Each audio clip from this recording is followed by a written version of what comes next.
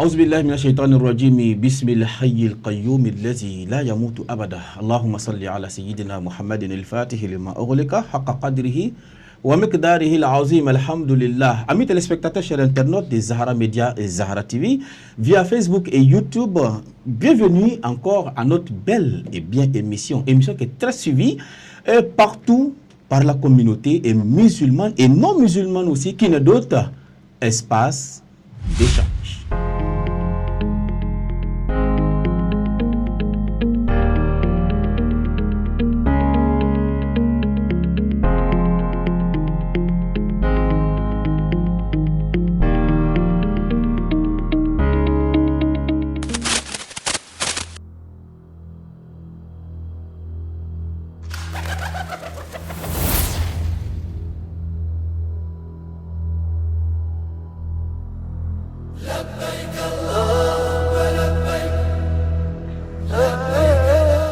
Hijra Voyage. Hijra Voyage. Hijra Voyage.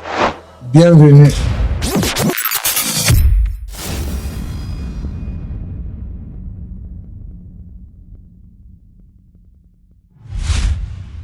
Aujourd'hui, je reçois pour vous un Muqayyad, pourquoi pas le dire, un oustaz, pourquoi pas un jeune, talentueux, dynamique, qui est disponible pour l'œuvre d'Allah subhanahu wa ta'ala, car il fait son effort par ses maigres moyens pour la propagation de l'islam dans son milieu et surtout la voie et de la spiritualité qui est notre oustaz Adam Diomandé. Oustaz, salam alaikum wa rahmatullah. Wa alaikum salam wa barakatuh, oustaz. J'espère que vous allez bien quand même. Alhamdulillah, ça Tout va bien, j'espère. Masha'Allah, ça va. Merci de répondre à notre appel. En un mot, présentez-vous. Qui êtes-vous réellement? Inch'Allah, summa salatu wa salam rasulullah, Sayyidina Muhammad ibn Abdullah wa ala alihi wa sahbihi wa salim. اللهم صل على سيدنا محمد الفاتح لما أغلق والخاتم لما سبق ناصر الحق بالحق والهادي إلى صراطك المستقيم وعلى آله حق قدره ومقداره العظيم. Alhamdulillah, Oustaz, je sais que le frère Adam Diomandé, et comme vous l'avez dit, nous sommes dans le domaine de la spiritualité, plus précisément de la Tariqat Tidjaniya, et donc à cet effet, nous avons eu pour autorisation d'exercer au titre de Muqayyad, comme vous l'avez si bien dit. Inch'Allah. Merci beaucoup, Oustaz, de te présenter et aussi de répondre à notre appel sur ce plateau qui n'est d'autre le plateau de Zahara TV. Voilà, au cœur de notre émission, une émission qui nous coûte très cher. Amis téléspectateurs, chers internautes, pour tous ceux qui nous suivent actuellement sur Facebook, voilà, on dit comme ça, via le Meta, et aussi tous ceux qui nous suivent sur YouTube, vous êtes bel et bien à votre émission Espace et d'échange. Nous, le thème que nous allons aborder aujourd'hui, qui n'est d'autre, le Mawlud. Ah oui, autant de polémies, on le dit comme ça, Mawlud et la modernisation, quel impact? Imam, avant de vous envoyer quelques questionnaires, préambuellement, qu'est-ce que tu peux nous dire sur la célébration du Mawlud qui est autant modernisée aujourd'hui à notre temps? Alhamdulillah, salatu wa salam rasulullah. Il faut dire que le Mawlud, comme on le sait de façon commune, c'est la célébration de la naissance du saint et du sceau des prophètes Muhammad sallallahu alayhi wa sallam. Donc c'est un événement de haute spiritualité et d'envergure majeure dans notre communauté. Voilà, c'est un événement qui a un caractère dans notre société africaine hautement social, avec une portée socio-économique. Voilà, donc le Mawlud, c'est quelque chose vraiment qui a une place de choix dans notre communauté africaine et on ne peut que la célébrer et comme elle est faite vraiment depuis belle lurette, Inch'Allah. Alors, elle est faite depuis belle lurette, comme on le dit.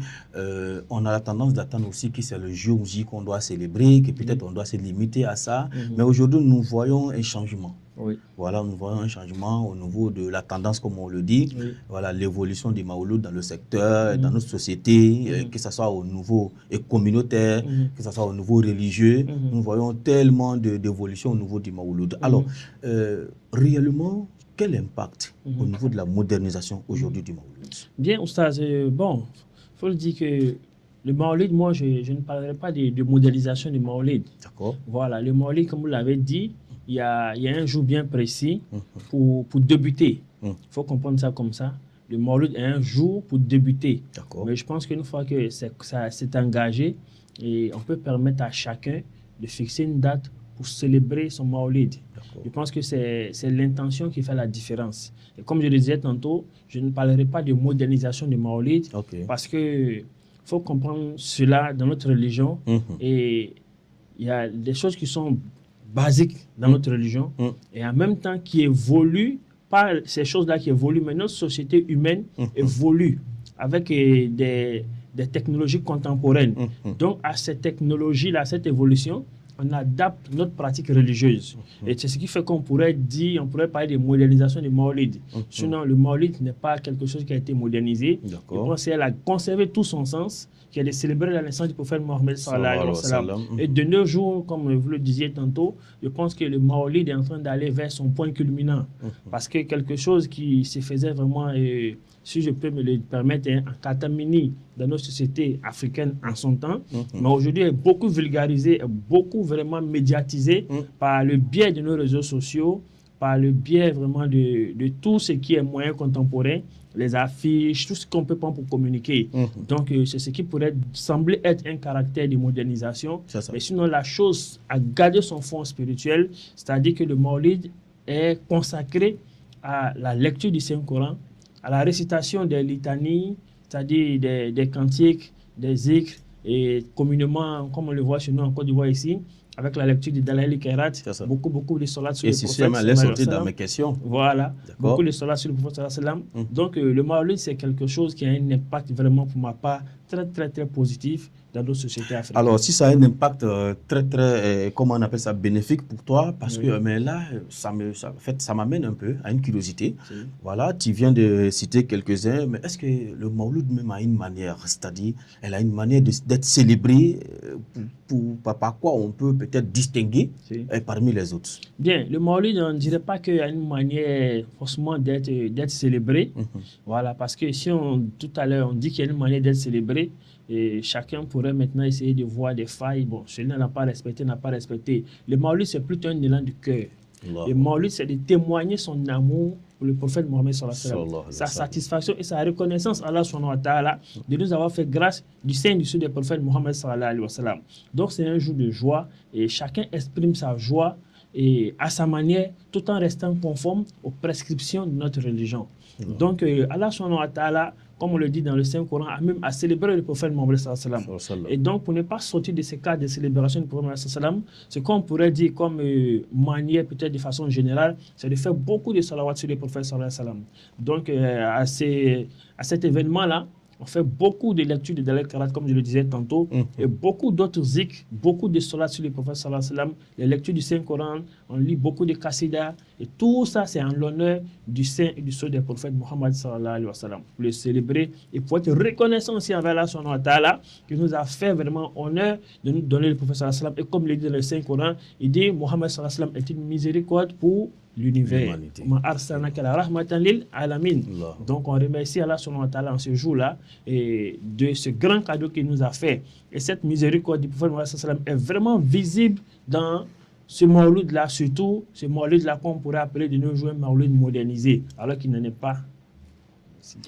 Alors, l'univers bénéficie de ces bienfaits, comme on le dit, et cela nous amène et souvent à pouvoir approfondir notre recherche. Amis téléspectateurs, chers internautes, vous suivez notre émission, l'émission Bienfaiteur, qui n'est d'autre espace d'échange. Je suis en compagnie de mon Moukayad, Oustaz Adam Diomandé.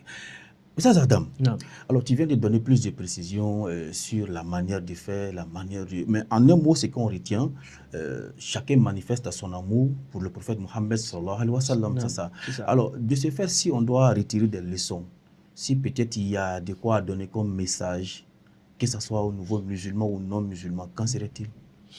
Bon, ce qu'on doit retenir comme message, c'est que, comme je le disais tantôt, c'est un moment de reconnaissance envers Allah subhanahu wa ta'ala.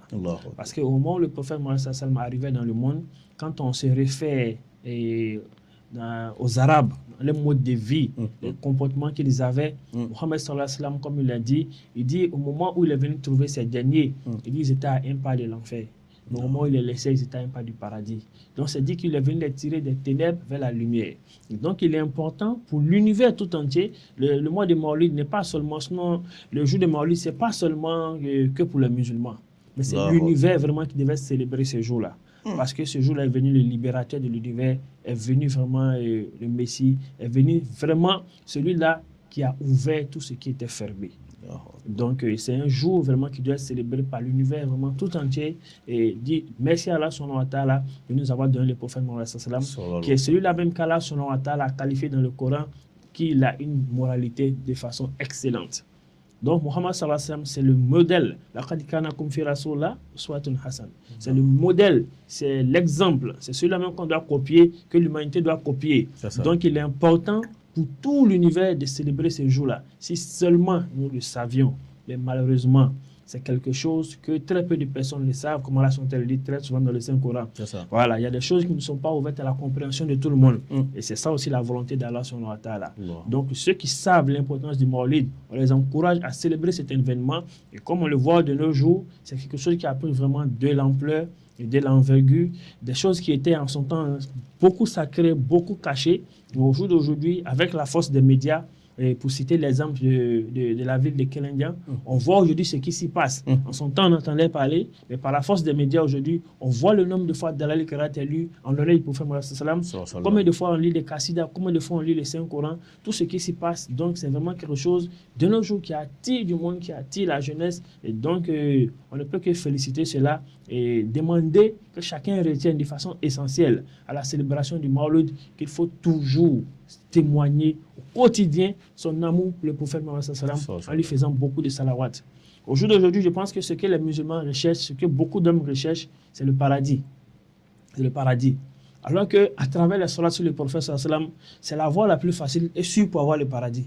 Car Allah subhanahu wa ta'ala dit, il dit si tu fais la salat une fois sur le prophète Mohammed sallam, lui va faire la salat sur toi 10 fois. Il dit si tu fais 10 fois la salat sur le prophète sallam, il va faire la salat sur toi 100 fois. Si tu fais 100 fois, il va faire 1000 fois. Et si tu fais 1000 fois, il dit tes épaules, le prophète sallam, c'est chevauché pour entrer au paradis. Les mérites sont inconnus. Les mérites sont incommensurables.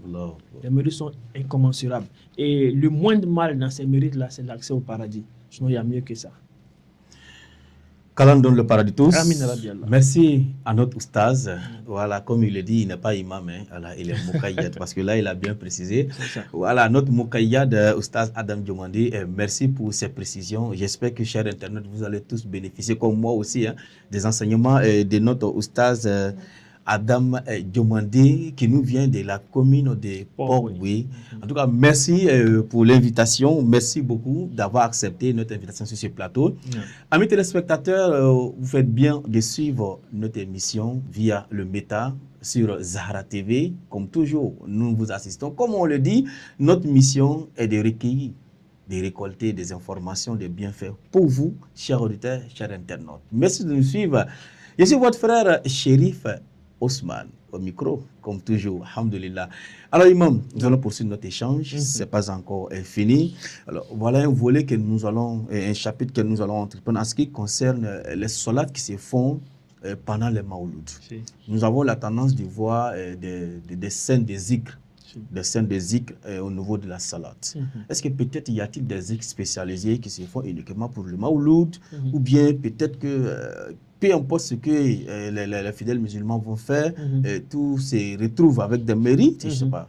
Alors, quelle explication tu peux me donner à ça? Oui, comme on le disait tantôt, cette célébration a un caractère hautement spirituel. D'accord. Et c'est l'expression d'un élan du cœur. Voilà, donc chacun peut faire la salate qui lui sied, qui lui est plus facile pour honorer le prophète Mohammed sallallahu alayhi wa sallam. Et d'autres font beaucoup de salates, comme on le disait tantôt dans la lecture de Dalal Kirat, qui est un recueil de plusieurs salates. D'autres aussi font des kassidas, ils font des chants liturgiques en l'honneur du prophète. D'autres même composent ça d'eux-mêmes. Voilà, donc quand on va aussi dans les sociétés autre que en Côte d'Ivoire, ici, dans la société sénégalaise, je pense que c'est un moment où toutes les populations convergent vraiment vers les cités religieuses. Et voilà, donc à ces endroits-là, il y a beaucoup d'autres choses que les gens font là-bas pour honorer le prophète sallam qui n'ont rien à voir avec ce que nous connaissons ici. Voilà, je peux, par exemple, lorsque nous entrons dans la célèbre cité de Medina Baye, dans la ville de Kaolack au Sénégal, là-bas, il y a ce qu'on appelle la Tania, qu'on fait en l'honneur du prophète sallam. Donc, commencer le premier jour du mois de Rabiul Awal jusqu'au 12e jour, on continue de faire cette litanie là qu'on appelle la Tania. Ça aussi, c'est en l'honneur du professeur sallam. Il y en a qui lisent ce qu'on appelle le Bourda. Et il y a beaucoup d'autres choses. Tout ça rien que pour témoigner et manifester son élan d'amour, son élan de satisfaction et de joie pour l'arrivée de ce grand homme-là. Qui, quand il est né, à cette nuit-là, il y a eu beaucoup d'événements majeurs qui ont bouleversé le monde pour témoigner de l'arrivée de quelqu'un de grand. Pour ne citer que les teintes de grands feux qui étaient allumés dans la cité grecque. Donc, pour ne citer que cela, et la manifestation de ce que aujourd'hui on appelle les étoiles filantes dans les cieux, rien que pour chasser les chayatines par rapport à l'arrivée du noble et du saint des messagers sallallahu alayhi wa sallam. Donc, c'est un jour vraiment mémorable, un jour honorable et un jour de haute spiritualité pour ceux et celles qui en savent vraiment les avantages. Ce qui veut dire que c'est bénéfique. Très bénéfique. Masha'Allah. C'est très bénéfique. Merci beaucoup, Imam. Pour clore notre échange, nous arrivons au thème de notre échange. Bien avant, nous avons fait une présentation qui n'a pas été définie. En ce qui concerne Adam Diomandé Moukayyad. Le mot Moukayyad, là, qu'est-ce que ça veut dire? Ok, bon, Moukayyad, il faut dire que, comme je l'ai dit tantôt dans ma présentation, je suis d'obédience Tidjani et dans la tariqa Tidjaniya, qui est une école spirituelle de formation et d'apprentissage spirituel. Il y a des niveaux d'autorisation. D'accord. Et celui qui a fait son initiation, qui a fait sa marche, il a fait son initiation spirituelle et son chèque lui donne comme autorisation, première autorisation, le titre de Moukadam. Moukadam, c'est celui-là même qui est en mesure de pouvoir transmettre le zikr tidjani qu'il a reçu. Voilà. Et au-delà du Moukadam, maintenant se trouve le Moukayyad, qui a aussi autorisation de transmettre la tariqa tidjaniya, mais aussi qui a possibilité de nommer d'autres Moukadam. Et donc, Moukayyad, c'est une autorisation qui est supérieure à celui des Moukadam. C'est un titre de nomination. Voilà. Donc, c'est ce que je puis dire concernant le titre de Moukadam. Mais néanmoins, ça a un impact quand même, je vais dire. Parce que oui, il occupe une place, je vais dire. Oui, il occupe une place. Contrairement à Moukadam. Oui, il occupe une place contrairement à Moukadam. Oh, mais c'est ce que nous on veut savoir. Non, la différence est seulement que le Moukadam, lui, il peut donner les zikr à un certain nombre de personnes. Il y a certains Moukadam qui ont des restrictions dans les takdim. D'accord, ils ont des limites au fait. Ils ont des limites dans les takdim. D'accord. Mais le Moukayyad, lui, non seulement il peut donner les zikr à une quantité de personnes, mais en même temps, il peut aussi nommer des Moukadam. C'est-à-dire qu'il peut nommer des Moukadam qui sont représentatifs de Cheikh Ahmad Tidjani dans toutes les localités où ils pourront transmettre des zikrs. C'est ça. Voilà. On le considère comme un sous-chef. Effectivement. Parce que le chef, c'est le chèque. Le chef. Donc le sous-chef, c'est le Moukayyad. On pourrait parler de chef en tant que calife, mais en tant que chef, comme vous l'avez dit. Voilà. Et ceux-là, ils ont une autorisation un peu plus générale, un peu plus globale, en parlant des Iznou Mutlaq. C'est ça. Voilà. Donc, en dessous de ceux-là, c'est là se trouvent les Moukayyad. Inch'Allah. Merci beaucoup pour cette précision parce que là, ça me va droit au cœur. Ouais. J'ai appris beaucoup. Voilà, d'ici là, nous allons mettre fin à cette émission qui n'est d'autre espace et d'échange. Mais avant qu'on ne se laisse, quel est votre dernier message? Alhamdulillah, Rabbil Alamin, summa salatu wa salam Rasulullah. Donc, nos derniers messages, premièrement, vont à l'endroit de Zahra TV. Merci beaucoup. Ils nous ont fait l'honneur de nous inviter sur ce très beau plateau. Et donc, nous vous en remercions. Nous félicitons vraiment de cette initiative. Qu'Allah fasse en sorte que cela puisse être perpétué. Et vraiment plus grandiose que ce qu'on vient de voir. Alhamdulillah Rabbil Alamin. Donc, nous continuons toujours pour dire comme dernier mot que ce qui est essentiel de retenir dans la célébration du Maulid, c'est qu'on veut que les gens puissent connaître la vie du saint et du sœur du prophète Mohammed sallallahu alayhi wa sallam. Sa vie depuis sa naissance jusqu'à sa disparition de façon apparente, mais surtout et de façon essentiellement de façon cachée. Parce que le prophète Mohammed sallallahu alayhi wa sallam a plusieurs dimensions. Il a une dimension apparente et une dimension cachée. Donc c'est pour inciter les gens à s'intéresser à la vie du prophète Mohammed sallallahu alayhi wa sallam, à le connaître dans sa profondeur, dans toute sa grandeur, dans toute sa splendeur. Comme on peut le constater de nos jours, pour pouvoir aller seulement que dans l'univers, il faut les fusées pour voir comment les cosmonautes s'habillent. Le prophète sallam, il a voyagé au-delà de Sidrat Muntaha sans une tenue de cosmonaute, sans une fusée. Donc c'est quelque chose qui doit nous interpeller. Qui est Mohammed? Et chercher à connaître Mohammed et afin de pouvoir vraiment être conforme à la recommandation d'Allah subhanahu wa ta'ala qui nous dit dans le Saint-Coran et clairement il a encore dit dans un hadith qudsi, il dit on ne peut l'adorer si vraiment si on le connaît, car si vous ne me connaissez pas, comment allez-vous m'adorer? Donc l'essentiel c'est de connaître Allah subhanahu wa ta'ala et c'est de connaître son messager, comme et comment il s'appelle, Imam Shafi a pu bien le dire. Il dit Ad-din al-Islam azam marifatullah wa marifatun nabi. Donc on incite les gens à la recherche de la vie et à la connaissance de la vie de façon profonde de Muhammad et de beaucoup prier sur lui. Allah nous a interpellé dans le Coran, nous l'a recommandé. Il dit oh vous qui avez cru, il dit sallu alayhi wa sallam taslim. Donc c'est une activité qui est réservée à une catégorie de personnes, ceux-là même qu'on appelle les croyants. Car notre religion fait bien la distinction entre le musulman, le croyant et le muhsin. Donc c'est une activité qui est réservée à une classe particulière. Donc si d'aucuns n'ont pas connaissance de ça, d'aucuns sont hostiles à ça, il ne faudrait pas l'en vouloir. Car là, son temps, il a interpellé qui dit Ya ayyuhalladhina amanu sallu alayhi wa sallam taslim. Donc on invite les gens à prier beaucoup sur le prophète sallam. Dans les pays comme l'Iran, il y a des personnes qui sont payées par mois pour faire des salats sur le prophète sallam. Pour honorer le prophète sallallahu alayhi wa sallam. Et je pense que c'est ce que nous devons faire comme activité, car il n'y a pas mieux que ça.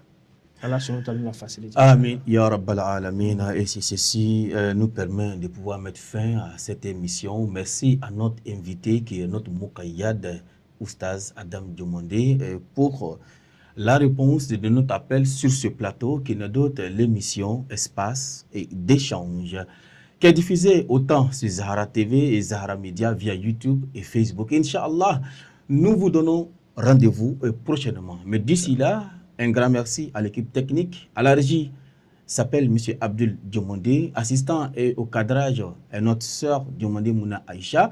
Merci à tout un chacun et à la prochaine.